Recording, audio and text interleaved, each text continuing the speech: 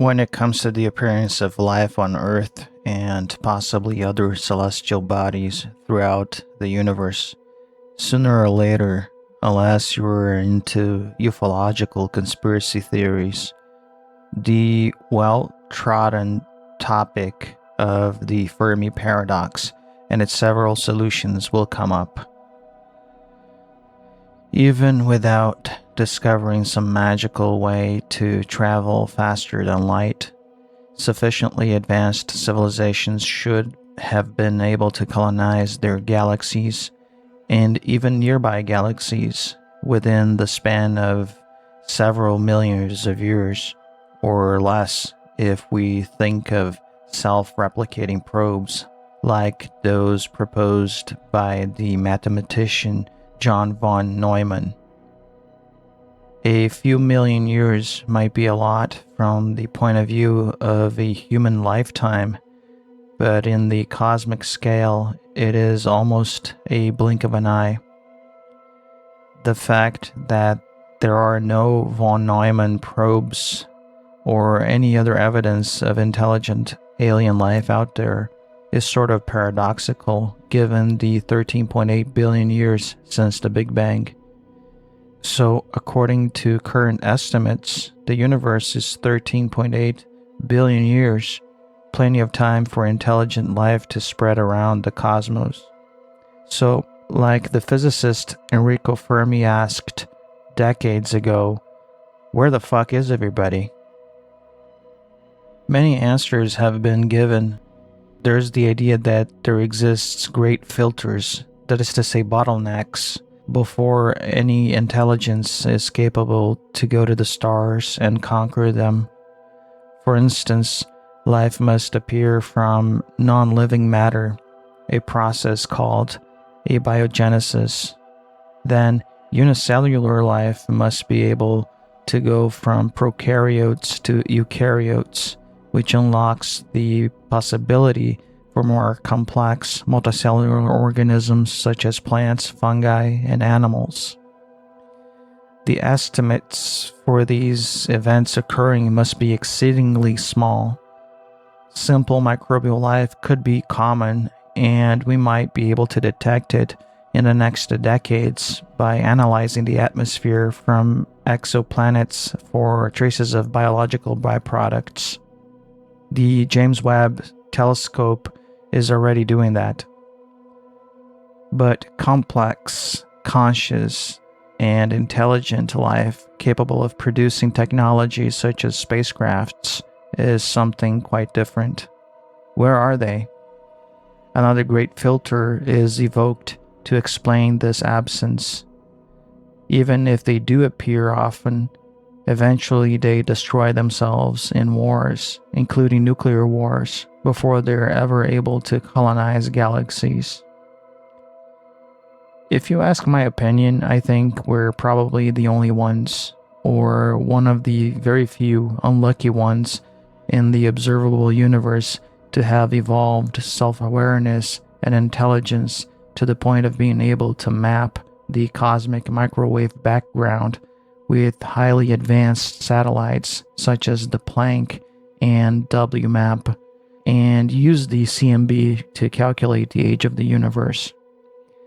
If there is anyone else out there that can do this, there are so few of them, and the observable universe is so large, we're never going to bump into each other, or even know of one another.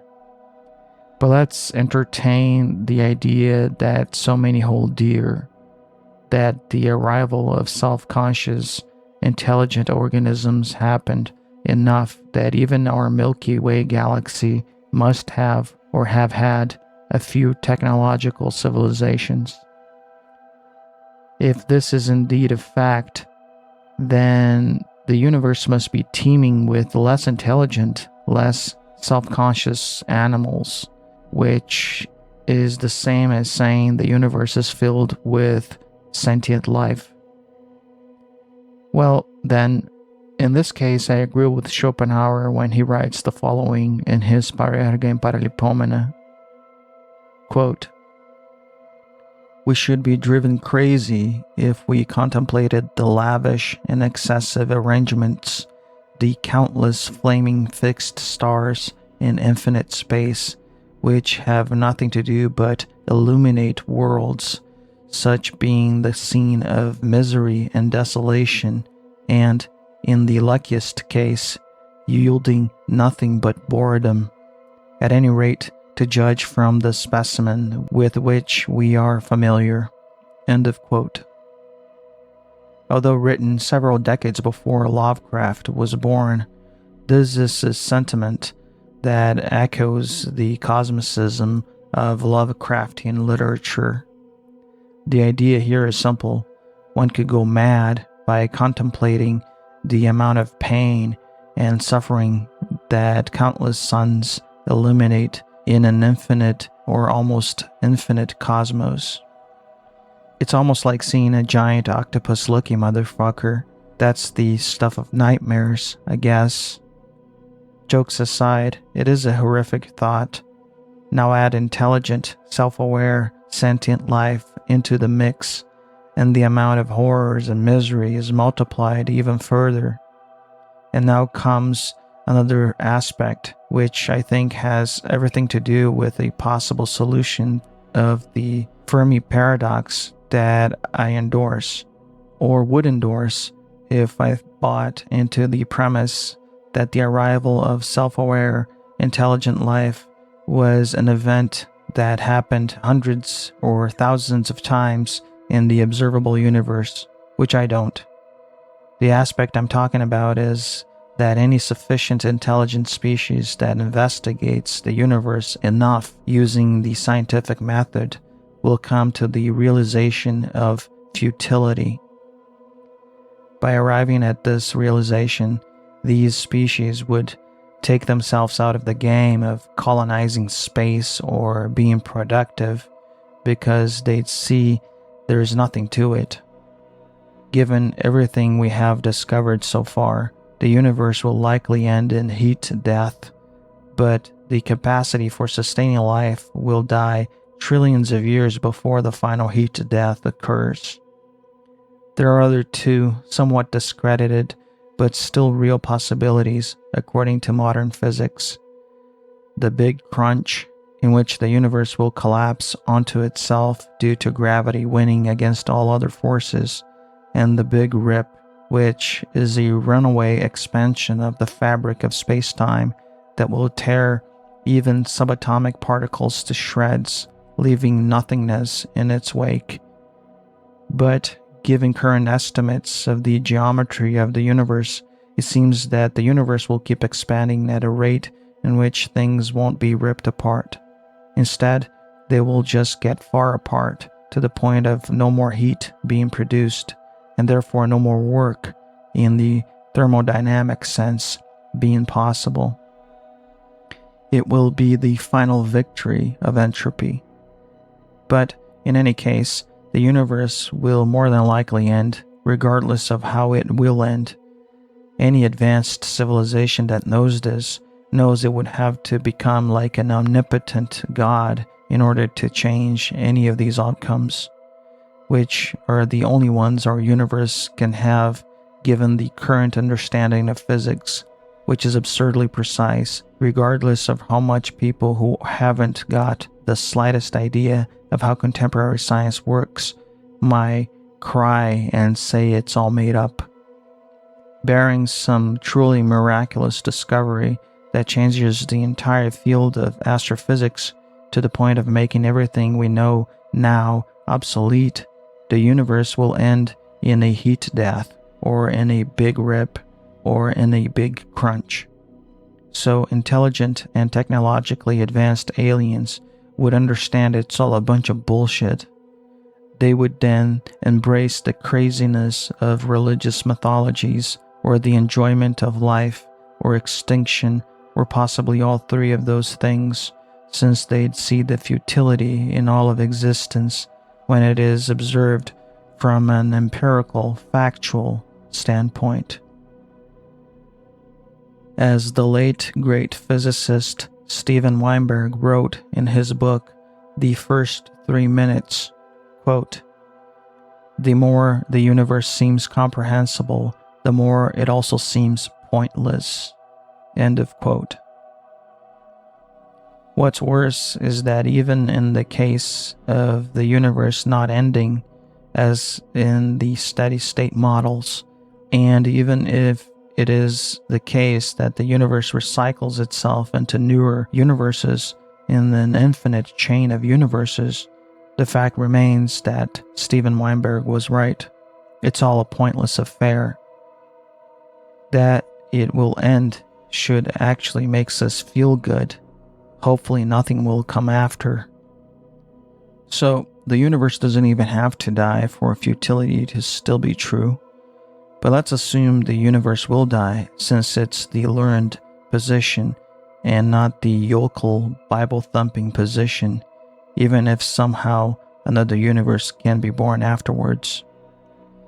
In the Hitchhiker's Guide to the Galaxy books of sci-fi comedy, Douglas Adams writes about an ancient, advanced alien civilization which created the supercomputer Deep Thought in order to answer the ultimate question about life, the universe, and everything.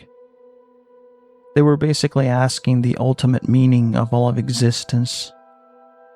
So, after computing for 7.5 million years, Deep Thought famously answered 42.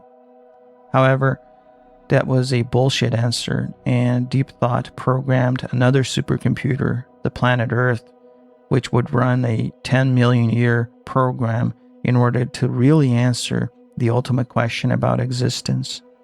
But 5 minutes before the answer was finally reached, Earth was destroyed by the Vogons, a race of bureaucratic aliens, in order to make way for an intergalactic freeway or something. In the second book of the series, The Restaurant at the End of the Universe, the view that the universe, and therefore existence as a whole, is pointless, is plainly stated by the character Max Quarterplein, the host of the restaurant, which exists in a time loop bubble where patrons can watch the end of the universe over and over again. Quoting the character, "It's marvelous, though, to see so many of you here tonight, isn't it, though? Yes, absolutely marvelous. Because I know that so many of you come here time and time again, which I think is really wonderful, to come and watch this final end of everything, and then return home to your own eras, and raise families, strive for new and better societies, fight terrible wars for what you know to be right. It really gives one hope for the future of all life kind. Except, of course, that we know it hasn't got one." End of quote. This sentiment, while comical and carefree in the books, and while somewhat effective as a coping mechanism in our day-to-day lives, becomes more sinister when we actually give a shit about the real, unfiltered, unadulterated misery through which certain forms of life go through by the mere fact that they were placed in the world. Which is why I think that if it is true that intelligent life is somewhat common, and if it is true that among intelligent species in the universe, there are few who become highly advanced and knowledgeable about the universe, they will eventually degenerate into religious and mythological craziness, or choose to live either as Epicureans or full-blown hedonists, or they'll choose extinction. And I think the wisest of them will choose extinction to spare their descendants from the weight of futility. If it is true that intelligence is as common as optimists say, then a solution, or at least a partial solution to the Fermi paradox, is that sufficiently advanced species will choose self-extinction. Who'd want this nightmare of being highly knowledgeable? Who'd want knowledge of the pointlessness of life, the universe, and everything, regardless of the universe ending or not. Who would want this shit if not those who delude themselves with myths, gods, or pleasures, and therefore aren't exactly prone to be knowledgeable enough to begin with in order to conquer the stars with the use of advanced technology?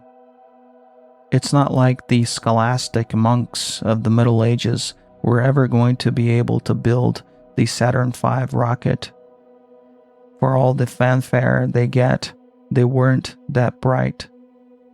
And while the Epicureans of antiquity might eventually have discovered steam engines and whatnot, they were never going to neurotically apply their intellect to crack every single mystery of the universe, nor discover man-made ways to reach Proxima Centauri, the nearest star to our sun.